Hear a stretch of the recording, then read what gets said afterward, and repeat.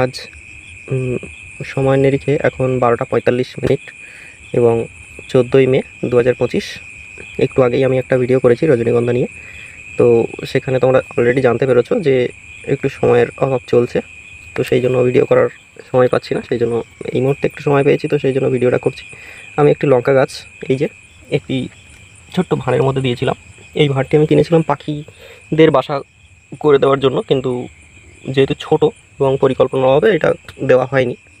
তো ওর মধ্যে এই লঙ্কা গাছটি বসিয়েছিলাম, ছোট্ট একটা চারা। তো এখন দেখো অনেক ফুল এসেছে এবং এই গাছ থেকে অলরেডি আমি এক ফসল ফল তুলে নিয়েছি এবং এখন দেখো আবার ফল ফুলে কিন্তু ভরে গেছে।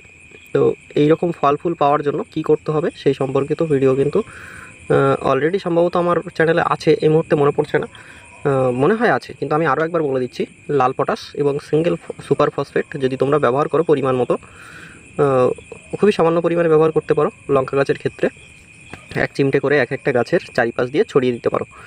তো তাহলে কিন্তু অনেক বেশি ফল ফুল তোমরা গাছে পাবে। এবং যে কোনো গাছের ক্ষেত্রে তুমি কিন্তু তোমরা কি করবে, 10 ইঞ্চি টবের ক্ষেত্রে 1 চামচ লাল পটাশ বা মিউরিয়েটিক পটাশ এবং সিঙ্গেল সুপার ফসফেট তোমরা ব্যবহার করতে পারো। এবং জৈব সার বা ভার্মি কম্পোস্ট বা তোমরা গোবর সার, ডিএপি এগুলো কিন্তু ব্যবহার করতে পারো যাতে বেশি ফলন আসে। তো অলরেডি এখানে ফল সেট হচ্ছে। এই যে এটা হবে না, এটা মরে গেছে। এই যে একটা ফল সেট হয়েছে, আমি দেখাই। এটা কিন্তু একটা লঙ্কা, এটা হবে, ঠিক আছে।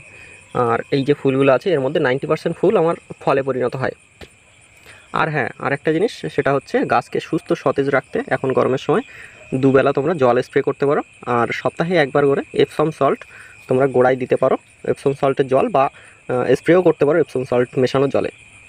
চলো, শুভরাত্রি।